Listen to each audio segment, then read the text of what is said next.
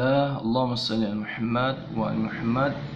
Alhamdulillah, pagi hari ini insyaallah saya akan sedikit membagi pengalaman saya ketika menjalani aktivitas ruqyah syariah. Hari ini saya akan membahas tentang ciri-ciri orang yang terkena gangguan bangsa jin. Yang pertama, yang paling sering sekali dirasakan oleh pasien-pasien saya, yaitu seringnya mimpi buruk. Nah, mimpi buruk ini jeda waktunya itu bisa dalam seminggu 2 sampai pokoknya di atas 2 kali, 3, 4, atau bahkan hampir setiap hari gitu. Nah, itu termasuk gangguan dari bangsanya, yaitu mimpi buruk. Mimpi seperti apa?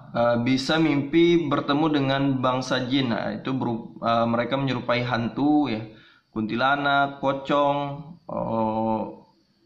hantu berbadan besar, hitam, wajahnya jelek, menakutkan. Nah, mereka kadang menyerupai hal-hal seperti itu.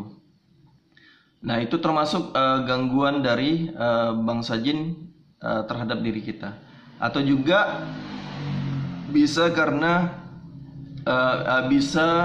misalnya kita bertemu dengan binatang buas, ya, seperti buaya, ya, atau ular. Yang paling sering itu ular, ya, yaitu ular hitam biasanya. Nah, kita dipatok, dililit, dan lain sebagainya. Pokoknya binatang-binatang yang menyeramkan. Anjing misalnya, gigit anjing atau berkelahi dengan anjing.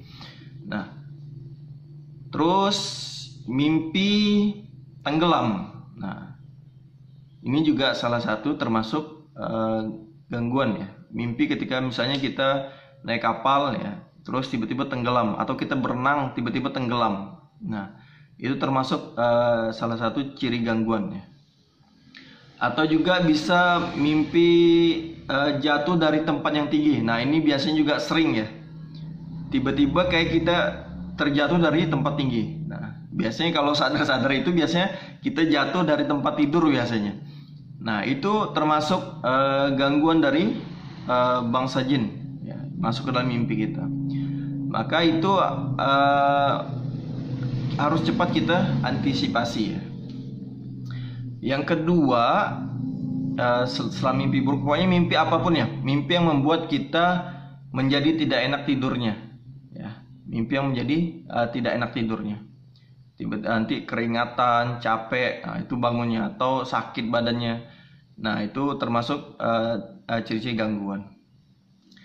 Yang kedua, yang pasti orang itu positif terkena gangguan adalah dia bisa melihat bangsa jin. Jadi kalau orang ada yang bisa melihat bangsa jin, dipastikan, ya, insya Allah, karena di dalam ruqyah syariah, kita bersepakat bahwasanya tidak ada orang yang bisa melihat bangsa jin atau alam-alam gaib.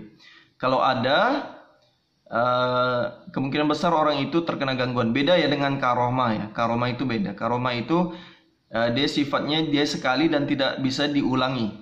Nah, tapi kalau orang yang bisa melihat jin terus menerus, atau bisa meramal masa depan, bisa melihat masa depan, atau bisa menerawang, nah, kemungkinan dipastikan dia terkena gangguan.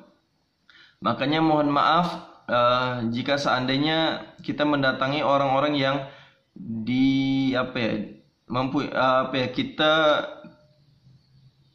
kita mempunyai pandangan dia mempunyai kemampuan yang lebih, ya. Nah, maka dari itu kayak misalnya kita undang dia ke rumah, terus dia melihat tubuh kita di dalam rumah kita itu punya bangsa jin, atau dia tinggal di pohon mana gitu, dia bisa melihat. Maka saran saya jangan pernah percaya dengan kalimat-kalimat orang seperti itu. Jadi jangan pernah mempercayai kalimat-kalimat lisan yang keluar dari mulutnya. Binilah tidak ada informasi yang valid tentang hal gaib kecuali Allah Subhanahu wa taala. Maka dari itu, untuk hal-hal seperti itu kita jangan pernah percaya, ya.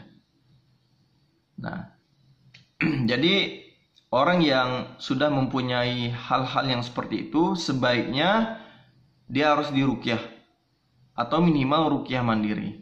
Nah, jadi orang-orang yang kita sebut biasa dengan indigo, ya, yang punya kemampuan lebih, ya, maka sebaiknya cepat-cepat diruqyah.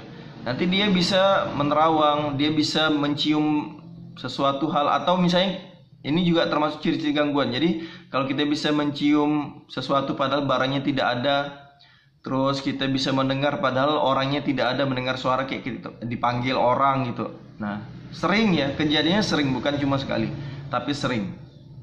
Maka sudah dipastikan insya Allah kita punya gangguan ya. Maka kita harus cepat koreksi diri.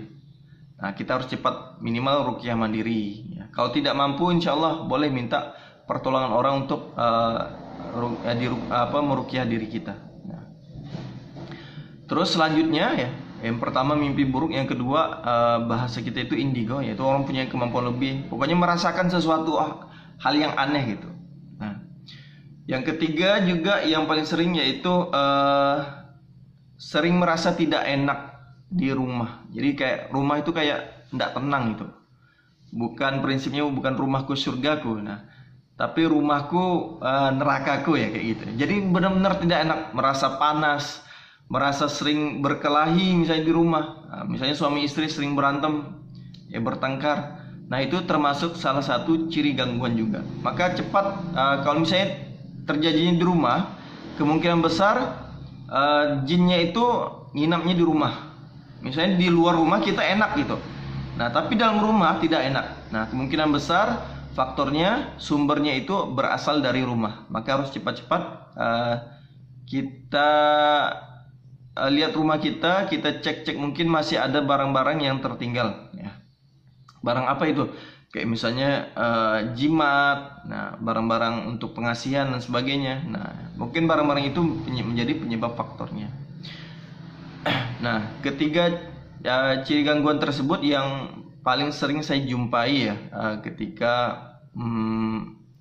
saya bertanya kepada pasien tentang gangguan-gangguan yang dialaminya. Nah, mungkin itu saja yang bisa saya bagikan. Mudah-mudahan bisa bermanfaat. Silakan cek diri masing-masing. Nanti insya Allah saya akan membuat tutorial bagaimana cara ruqyah mandiri ya, yang paling efektif. Bismillah ya. Barakallahu fikum. Assalamualaikum warahmatullahi wabarakatuh.